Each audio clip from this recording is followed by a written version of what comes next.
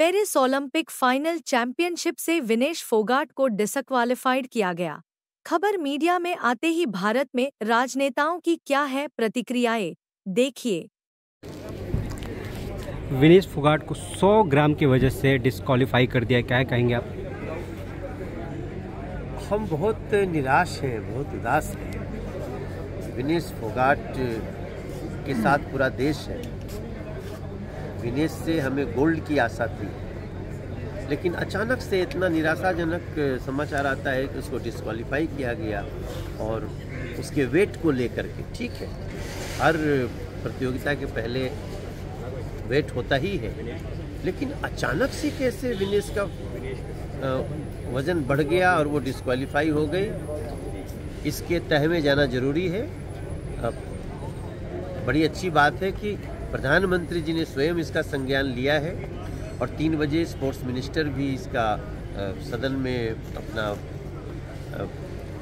अपनी बात रखेंगे। लेकिन इसमें तो कोई दो राय नहीं है कि तरह तरह की शंका आ रही है, कहीं कोई साजिश तो नहीं हुई, क्या हुआ। भारत के हर व्यक्ति के मन में दुख और शंका दोनों है। इसलिए देखिए, आगे हम लोग हर प्लेटफॉर्म पे इसको सही ढंग से अपनी बात रखनी है। प्रधानमंत्री जी ने भी कहा है, so we should wait for next announcement.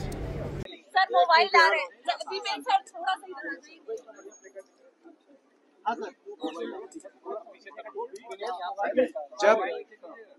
जब पूरा देश टेलीविजन के आगे अपनी आंखें गटाए, आज शाम को विनेश की फाइनल बाउट में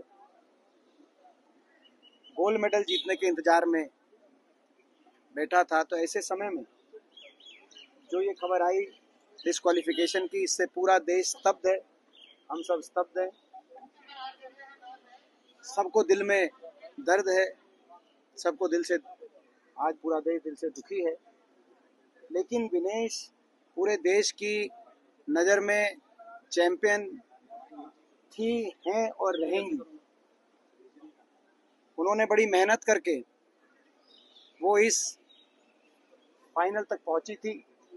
हमारे देश का गौरव बढ़ाने का उन्होंने काम किया था। जब सारे दुनिया के खिलाड़ी प्रैक्टिस कर रहे थे और मैट पे थे, तो वो महिला खिलाड़ियों को न्याय दिलाने के लिए वो धरने की दरी पे बैठी थी।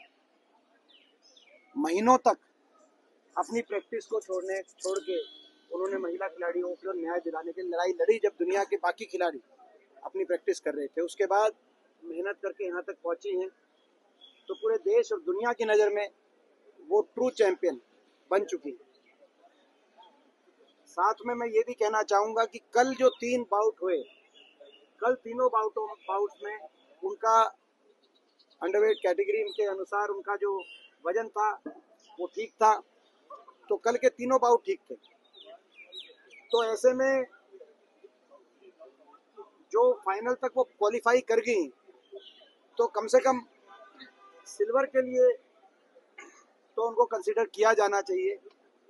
जो हमारा ओलंपिक एसोसिएशन है वो जब बात रखे, तो इस बात पे भी बात रखे इंटरनेशनल ओलंपिक एसोसिएशन के सामने कि जब 3 बाउट उन्होंने ठीक से, ठीक वजन में और सही से जीत के वो फाइनल में पहुंची हैं, तो कम से कम जो अपील की बात मैं सुन रहा हूँ, उस अपील के साथ साथ ये भी कहा जाए कि सिल्वर के लिए कम से कम उनको जरूर योग्य पाया जाए। इस बात को लेकर भी बात रखी जाए इंटरनेशनल ओलंपिक एसोसिएशन। जी, कोई साजिश की बात भी नजर आ रही है? मैंने अपनी जो बात कही वो कही। टेक्निकल रूप से आज देश उस स्वर्ण पदक से वंचित हो गया, लेकिन जैसा प्रधानमंत्री जी ने कहा है, वो चैंपियन थी, चैंपियन है, चैंपियन रहेंगी।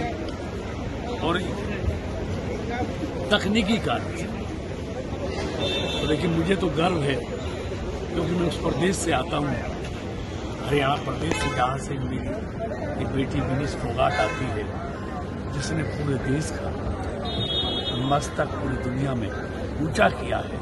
हमें उस पर गर्व है, लेकिन आज इस तकनीकी चूक के कारण आज पूरा देश सदमे में। सर, एक जब कांग्रेस के नेता कल सदन में बोल रहे थे उस समय भी मैंने कहा कि कुछ शब्द तो बोल दो हिंदुओं पे हो रहे अत्याचार के लिए। कांग्रेस के नेता की जुबान से नहीं कुछ बातें निकली।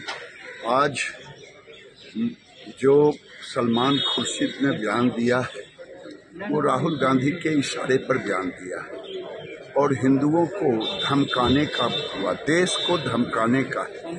ये राहुल गांधी क्या चाहते हैं? भारत के सनातनियों के ऊपर प्रहार करना सलमान खुर्शीद को पता होनी चाहिए। जब जब कोई औरंगजेब बनने की कोशिश किया है तो भारत में महाराणा प्रताप भी आए।